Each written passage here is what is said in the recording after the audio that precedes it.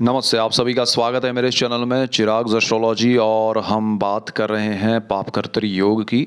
और कर्क तक हमने देखा था। अभी सिंह राशि और लग्न के लिए देखेंगे तो सिंह लियो एसेंडेंट की पहले बात करेंगे। और मून साइन को हम कम इम्पोर्टेंस देंगे और लग्न को ज़्यादा, और लग्न की ही ज़्यादा इफेक्ट इसमें आपको मिलेगी।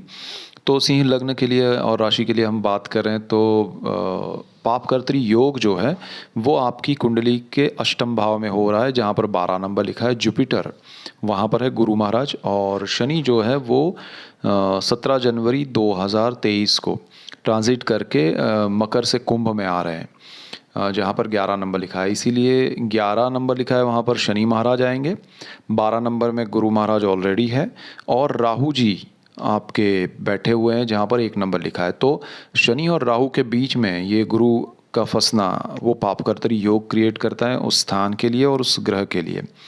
तो और ये 21 अप्रैल तक रहेगा। 21 अप्रैल को गुरु चले जाएंगे आपके आगे के स्थान में। तो यहाँ पर वो गुरु के लिए पापकर्तरी योग खत्म हो जाएगा और स्थान के लिए रहेगा। लेकिन फिर भी क्योंकि स्थान और स्थान का मालिक दोनों जब पापकर्तरी योग में आते हैं और शनि और राहु के बीच में गुरु का आना पापकर्तरी योग में वो ज़्यादा इफेक्टिव होता है, इम्पैक्टिव होता है, और आपके जीवन में बहुत बड़े लॉन्ग टर्म के इफ़ेक्ट्स देके जाता है। पिछले पापकर्तरी योग में मुझे काफ़ी लोगों ने मैसेज किए, मेल किए कि भाई आपके इस पापकर्तरी योग के रिजल्ट्स हमें मिले हैं, आपकी बात सही है, और बहुत सारी चीज़ों में लाइफ में प्रॉब्लम्स हर्डल्स आए हैं। तो इसीलिए मैं चाहता हूँ कि आपको बहुत पहले से वार्न करूँ कि भाई ये योग आ रहा है, तो आप थोड़ा अपना ध्यान रखें, अपनी चीज़ों का ख्याल रखें। सो यहाँ से आगे बढ़ते हैं तो मेन बात पे आते हैं। पापकर्तरी योग में अष्टम भाव जो है सिंह लग्न के लिए वो बहुत इम्पोर्टेंट इसलिए है कि ये गूढ़ रहस्यों का है, गुप्त धन का है, गुप्त विद्याओं का है, गुप्त योग का है, गुप्त रोग का है। और यहाँ पर आयुष्य भाव भी है, मृत्यु भाव भी कहें या आयुष्य भाव कहें, लेकिन ये सारी चीज़ों में इफ़ेक्ट होगा। और पिछली बार आपने जो भी एक्सपीरियंसेस किए हैं वो रिपीट हो सकते हैं, उससे ज़्यादा कुछ हो सकता है, क्योंकि यहाँ पर ये प्रभाव बढ़ने वाला है। और क्योंकि गुरु यहाँ से ट्रांजिट करने वाले हैं आगे के स्थान में, तो वो अपने ज़्यादा इफ़ेक्ट देंगे। जब अगर इसको मैं सिंपल वे में कहूँ आपके समझने के लिए, तो अगर कोई ग्रह आपको बहुत बड़ा इफ़ेक्ट तब देता है जब वो आता है, जैसे कोई एकदम से आता है तो उसकी पर्सनालिटी वो चाहता है कि मेरा फर्स्ट लुक, फर्स्ट अपीयरेंस जो हो, जैसे फर्स्ट इम्प्रेशन की हम बात करते हैं, तो वो ज़्यादा इफ़ेक्टिवली वो एंटर करता है। चाहे वो कोई गेम हो, कोई जगह पर किसी का आना हो, तो हम उस तरह से, और जब जाते हैं तो भी इम्पैक्ट छोड़ने की कोशिश करते हैं और सबसे ज़्यादा इफ़ेक्टिव होने की कोशिश करते हैं। तो गुरु यहाँ बहुत ज़बरदस्त इफ़ेक्ट देने की कोशिश करेंगे। उसी टाइम पे ये योग हो रहा है तो वो दोनों राहु और शनि भी इनको परेशान करने की, एक सिंपल वे में मैं कह रहा हूँ कि उनको जकड़ रखने की कोशिश करेंगे, तो वो ज़्यादा छटपटाहट होगी और उसमें फिर जो भी इफ़ेक्ट्स होंगे वो आपको मिलेंगे। इसीलिए आपको ध्यान रखना है कि भाई ये जो सारा प्रोसेस है उसमें आपको लास्ट टाइम क्या इफ़ेक्ट मिला था, और अब ये ध्यान रखना है कि उस टाइम पे आपको कुछ बड़ा चीज़ों में इन्वॉल्व नहीं होना है। अब गुरु जो हैं वो अष्टम भाव में, इसलिए आपको कोई बड़े धन के पीछे नहीं भागना है। कोई लॉटरी हो या शेयर मार्केट या सट्टा बाज़ार, या फिर कहे शॉर्ट वे में, शॉर्ट तरीके से आप कुछ अर्न करना चाहते हैं, कुछ अचीव करना चाहते हैं, तो वो शायद यहाँ पर नहीं होगा और कुछ और होगा जो आपके लिए सही ना हो। तो वो एक ध्यान रखना है। दूसरा ये है कि जो अकल्ट है, जो भी गूढ़ विद्याएं हैं जिसके बारे में हम नहीं जानते, उसमें उलझिएगा मत, वरना वो चीज़ आपको परेशान करेगी। आप ऐसे ही किसी चीज़ों में बिना जानकारी के, बिना कोई अच्छे गुरु के, आजकल अच्छे गुरु मिलते नहीं हैं, तो अच्छे गुरु के बगैर किसी भी चीज़ में जंप मत कीजिएगा।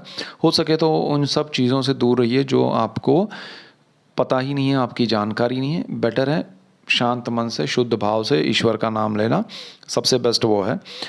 और आपको गुप्त धन, अगर आपके जैसे आपको लगता है कि हमारे पेरेंटल प्रॉपर्टी है उसमें कहीं गुप्त धन है, छुपा हुआ धन है, या आपको लगता है कि कहीं से मुझे मिल सकता है, तो उन सब चीज़ों के पीछे मत भागिएगा। ये समय उसके लिए अच्छा नहीं है और आपका समय बर्बाद होगा और उसकी वजह से आपके रिलेशन ख़राब होंगे, लड़ाई झगड़े हो सकते हैं, प्रॉब्लम्स आ सकते हैं जो लॉन्ग टर्म के लिए चले। तो बेटर है इस समय को अवॉइड कीजिए। यहाँ आपके लिए आगे बढ़ते हैं तो गुप्त रोग की भी बात है, तो आपको अगर कोई तकलीफ़ है, बीमारी है, ऐसा कोई सिम्पटम्स है आपको लग रहा है, तो उसके लिए आपको डॉक्टर के पास या जो भी मेडिकली जो भी ट्रीटमेंट होती हैं या उसके लिए जो भी रिपोर्ट्स वगैरह हैं वो करवाइएगा और उसके 2-3-4 ओपिनियन लीजिएगा। उसके बाद निर्णय पे आइएगा। कोई बड़ा निर्णय या फैसला ये समय में मत लीजिएगा, चाहे ऑपरेशन का हो या बहुत बहुत ही रेयर हो आपके लिए, मतलब ज़रूरी ही हो, तो वो भी ओपिनियन लेके कीजिएगा। और जब भी आप ट्रैवल करें तो शांत मन से कीजिए। ड्राइविंग करें तब भी शांत मन से कीजिए। ऐसी जगहों पर ना जाए जो ज़्यादा जैसे बहुत ख़तरनाक कुछ रास्ते होते हैं, हाईवेज़ होते हैं या ऐसे हर्डल वाले रास्ते होते हैं। ऐसी कोई भी ट्रिप इस समय में ना करें तो बेटर रहेगा। और थोड़ा अपना ध्यान रखें, कूल रहिएगा रास्ते में। स्पीड और उसको ज़रा कम इम्पोर्टेंस दीजिएगा। लाइफ में शांति को ज़्यादा महत्व दीजिएगा इस समय में, वो आपके लिए बहुत ज़रूरी है। और गुरु जो है आपके लिए जहाँ पर 9 नंबर लिखा है तो उस स्थान का मालिक है, तो उससे रिलेट करता हुआ भी प्रॉब्लम आएगा। ठीक है, आपको पंचम भाव है, वो पंचम भाव जो है वो संतान का है, प्रेम का है, विद्या का है और आप स्टॉक मार्केट का भी है। तो गुरु उसके मालिक है, वो फंसे हुए हैं वहाँ पर। तो इन सारी चीज़ों से रिलेट करते हुए प्रॉब्लम्स भी आए तो उसमें बड़े निर्णय मत लीजिएगा, हड़बड़ाहट मत कीजिएगा। जल्दबाजी में, गुस्से में संतान के लिए या आप खुद स्टडी कर रहे हैं विद्या प्राप्ति के रूप में, कहीं आप काम कर रहे हैं, मतलब स्टूडेंट के उसमें आप हैं, आप स्टूडेंट हैं, तो आपको उसमें भी कोई बड़े निर्णय नहीं लेने, बड़ा चेंज नहीं करना है, कॉलेज के लिए भागना नहीं है किसी दूसरी जगह के लिए। वो हड़बड़ाहट होगी, कुछ और रिजल्ट्स नहीं मिलेंगे, पैसे का और समय का और शक्ति का व्यय होगा मन की। सो वो थोड़ा ध्यान रखिएगा, वो बेटर रहेगा।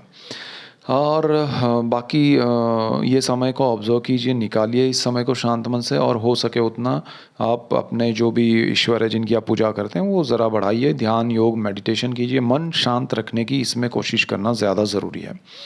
तो पूजा पाठ जो भी करते हैं वो कीजिएगा। यहाँ से आगे बढ़ते हैं तो कन्या लग्न के लिए बात करेंगे, कन्या राशि के लिए बात करेंगे। राशि को हम कम इम्पोर्टेंस देंगे, यहाँ पर लग्न की ज़्यादा बात समझेंगे, लग्न से ज़्यादा इफ़ेक्ट हो रहा है वो समझेंगे। तो कन्या वालों के लिए ये जो हो रहा है बिल्कुल सामने सप्तम भाव में हो रहा है और सप्तम भाव जो है वो लाइफ पार्टनर का है, बिजनेस पार्टनर का है, पार्टनरशिप का है, हर किस्म की पार्टनरशिप है यहाँ पर। और कन्या लग्न के लिए अभी बहुत अच्छा समय है। ये समय जनवरी 17 से अप्रैल 21 तक की हम बात कर रहे हैं। तो अभी जो भी अचीवमेंट्स है वो अच्छे हैं। उसके प्लानिंग में आपको आगे का ये समय को सोच के चलना है कि इसमें मुझे कुछ करना नहीं पड़ जाए, कुछ बड़े प्रोजेक्ट्स ऐसे ना हो जो उस समय पे आप कर रहे हैं या उस समय में उसके इफ़ेक्ट होने वाले हैं, तो वो अभी से प्लान करके चलिए। और पार्टनरशिप में आपको उस समय में 17 जनवरी से 21 अप्रैल के बीच में आपको कोई बड़ी पार्टनरशिप नहीं करनी चाहिए। पार्टनर्स के साथ भी डीलिंग, अगर आपकी ऑलरेडी पार्टनरशिप है बिजनेस में, तो पार्टनर्स के साथ भी आप शांत मन से और अच्छे डीलिंग के साथ जाइए। कोई एक्शन रिएक्शन ना हो, कोई बड़े नए पार्टनरशिप के प्रोजेक्ट्स उसमें ना हो उस समय में। और पार्टनर्स के साथ भी अगर आप ये, जैसे ये वीडियो है तो इसकी बात शेयर करें कि भाई ये समय हमारा ऐसा चल रहा है, सो हमें इसमें थोड़ा रिस्क कम लेना है, इस समय में हमें बड़े प्रोजेक्ट्स नहीं करने चाहिए। ये समय में हमें नई, आप पार्टनरशिप में जगह ले रहे हैं कंपनी के लिए, तो भी मेरे हिसाब से नहीं लेना चाहिए, बिकॉज आपका 4th हाउस लॉर्ड जो है वो जुपिटर है। वही पाप कर्त्री में आपको अच्छी जगह डेफिनेटली नहीं मिलेगी। आप प्लान भी करेंगे उस समय में आपको जगह के लिए ही आप भागने वाले हैं। उसी समय में आप प्रॉपर्टी, उसी समय में आप लैंड, व्हीकल्स परचेज़ करने के लिए जाएंगे, पार्टनरशिप के लिए भी या अपने लिए भी या आपकी वाइफ के लिए। तो मत कीजिएगा, वो समय को ज़रा अवॉइड कीजिएगा। उससे पहले हो रहा है तो ठीक है। उससे पहले जो काम आपके लिए, आपके ग्रहों के हिसाब से आपके लिए अच्छे हैं, आपके पर्सनल चार्ट के हिसाब से वो कीजिए। लेकिन उस समय में पर्टिकुलर, ये मैं टू द पॉइंट, वो जो इफ़ेक्ट्स हैं जिस पॉइंट पे, वही मैं बताने की कोशिश करता हूँ, तो आप उसमें मत जाइएगा। पार्टनरशिप में ये सब चीज़ें लेने के लिए, खुद के लिए लेने के लिए, या फिर वाइफ के लिए, वाइफ के साथ पार्टनरशिप के लिए कुछ नया शुरुआत करने के लिए उस समय में आप कुछ कीजिएगा मत। अदरवाइज़ वो आपके लिए हर्डल्स क्रिएट होंगे, स्ट्रेस क्रिएट होगा और लॉस होगा उस समय में पैसे का, समय का और शक्ति का।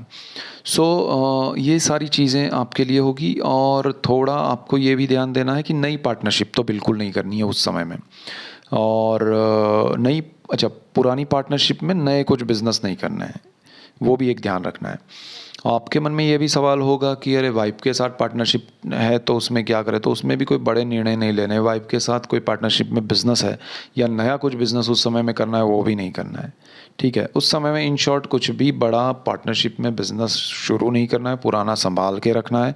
पार्टनर्स के साथ कोऑर्डिनेट प्रॉपर करना है, जितना कम हो रिएक्ट करना है। और उस समय में पार्टनरशिप में ब्रेक हो सकते हैं, तो पार्टनर्स के साथ प्रॉब्लम्स आ सकते हैं। तो शांत मन से अच्छे से अलग होइएगा ताकि दोबारा जुड़ने के लिए संभावना रहे और रास्ते खुले रहें एक दूसरे के साथ, क्योंकि ये समय का इफ़ेक्ट है, ना आपका दोष है ना आपके पार्टनर का। ये बहुत समझना ज़रूरी है क्योंकि समय ऐसा है। उसी तरह आपके वाइफ के साथ भी आपको ध्यान रखना है कि उनके साथ कोई प्रॉब्लम्स ना हो, उनके साथ लड़ाई झगड़ा ना हो, उनके साथ कोई मनमुटाव ना हो। आप उनके साथ या वो आपके साथ, आप वाइफ या हस्बैंड दोनों के साथ, जिनका भी कन्या लग्न है, कन्या राशि है, एक दूसरे से ये समय समझ के चलना है। और इसमें कोई बड़े नेगेटिव आप लेवल पे ना पहुंच जाए, वो ध्यान रखना है। शादी जिनकी हुई है उनको क्या ध्यान रखना है, जिनकी होने वाली है उनको बहुत ज़्यादा ध्यान रखना है कि शादी से पहले ही रिश्ता ख़राब नहीं हो जाए, आपके एक दूसरे के प्रति ये नहीं हो जाए कि भाई अब एक नेगेटिविटी के साथ आप आगे बढ़े रिश्ते में, वो ना हो, उसका ध्यान रखना है। आप एक दूसरे के नाम पे प्रॉपर्टी इस समय में नहीं ले सकते, नहीं लेना चाहिए। शादी अगर करना चाहते हैं तो ये समय को अवॉइड कीजिएगा, और हो सके तो बाकी आपके पर्सनल चार्ट के ग्रह और आपके, क्योंकि जो होना है वो तो होके रहेगा, ये तो एक राय है कि आप इस तरह से करें तो बेटर है ये समय को अवॉइड करने के लिए। बाकी आपकी किस्मत में लिखा है तो कोई रोक नहीं सकता है। तो शादी को अवॉइड करना इस समय में, शादी का समय जो है वो या तो इससे पहले हो या बाद में फिर, तो वो ज़्यादा बेटर रहेगा। लेकिन ये समय में आपको एक दूसरे को समझने की कोशिश करनी है, एक दूसरे के लिए कुछ करने की कोशिश करनी है, लेकिन ज़्यादा ओवर रिएक्ट नहीं करना है एक दूसरे को। और समय को एक समझ के चलना है। यहाँ पर आपको प्रॉपर्टी परचेज़ करने का समय अवसर आएगा यहाँ पर, तो सामने से कोई प्रॉपर्टी ऐसी आ रही है जो आपको मिल रही है गिफ्ट में, या आपको मिल रही है बाय डिफ़ॉल्ट और आपको लेनी ही पड़ रही है, तो ठीक है। लेकिन ऐसा कुछ है कि आप अपने मन से लेने जा रहे हैं, आपको परचेज़ करना है नया कुछ, तो फिर उसमें आप मत जाइएगा और आपको अच्छी प्रॉपर्टी, अच्छे व्हीकल्स, अच्छी लैंड नहीं मिलेगी, थोड़ा ध्यान रखिएगा। दूसरा, आपके मदर के लिए भी थोड़ा ध्यान रखना पड़ेगा, माता के लिए चिंता का समय है, थोड़ा उनकी हेल्थ पे ध्यान दीजिएगा। बहुत से लोग चाहते हैं कि माता से मैं, जो लोग विदेश में रहते हैं या अपने पेरेंट्स से दूर रहते हैं, अपने दूसरे किसी स्टेट में रहते हैं, शहर में दूसरे रहते हैं और चाहते हैं कि उस समय में प्लान किया है। बहुत से लोग विदेश से आते हैं तो प्लानिंग के साथ आते हैं कि ये समय में मैं 1 महीना अपने पेरेंट्स के पास जाऊंगा, मदर के पास। तो ये समय में आपको हर्डल्स आएंगे, तो प्लान उससे पहले कीजिएगा, वो ज़्यादा बेटर है। और ये समय में आप आएंगे तो थोड़ी भागा दौड़ी भी रहेगी, स्ट्रेस रहेगा। आप जिस तरह से मिलना चाहते हैं, शांत मन से अच्छा समय स्पेंड करना चाहते हैं, तो वो शायद उस समय में ना हो पाए, ऐसा भी हो सकता है। तो थोड़ा ये सब ध्यान रख के चलिएगा तो आपके लिए बेटर रहेगा। और कन्या लग्न है आपका, और क्योंकि बिल्कुल सामने 7th हाउस में ये योग हो रहा है, ये योग में गुरु अभी जितने अच्छे हैं आपके लिए पॉजिटिव है, उतना ही गुरु को उस समय में, यानी कि आपके काम जो पार्टनरशिप के, लाइफ पार्टनर के स्पीड में चल रहे हैं आपके लिए, लाइफ पार्टनर भी थोड़े स्ट्रेसफुल होते जाएंगे और उनकी वजह से आपको स्ट्रेस होगा, आपकी वजह से उनको स्ट्रेस होगा। तो वो बीच में थोड़ा, एक दूसरे के बीच में थोड़ा तनाव आ जाएगा। तो वो दूर करने के लिए आप जिनकी भी पूजा करते हैं, मंत्र जाप करते हैं, उनका पाठ कीजिएगा, प्रेयर्स कीजिएगा, मेडिटेशन, योगा, मन शांत रखने के जो रास्ते हैं वो रखिएगा, वो ज़्यादा बेटर है, क्योंकि उसी से थोड़ा कम आप रिएक्ट कर पाएंगे। मेन पर्पज़ ये है कि कम रिएक्ट करना है। अदरवाइज़ आप एक रिएक्शन देंगे, सामने से 10 आएंगे, आप फिर 20 देंगे तो 100, फिर 50 आएंगे, तो वो बढ़ता जाएगा। अल्टीमेटली आपके दोनों के लिए बहुत नेगेटिव हो जाएगा। सो ये थोड़ा ध्यान रखना है। बाकी कोई मेजर ऐसा कोई प्रॉब्लम दूसरा नहीं है, थोड़ा इन बातों का ध्यान रखिए। That's it for today. Keep watching Chirag's astrology. Thank you for watching. God bless you and good bye. Thank you.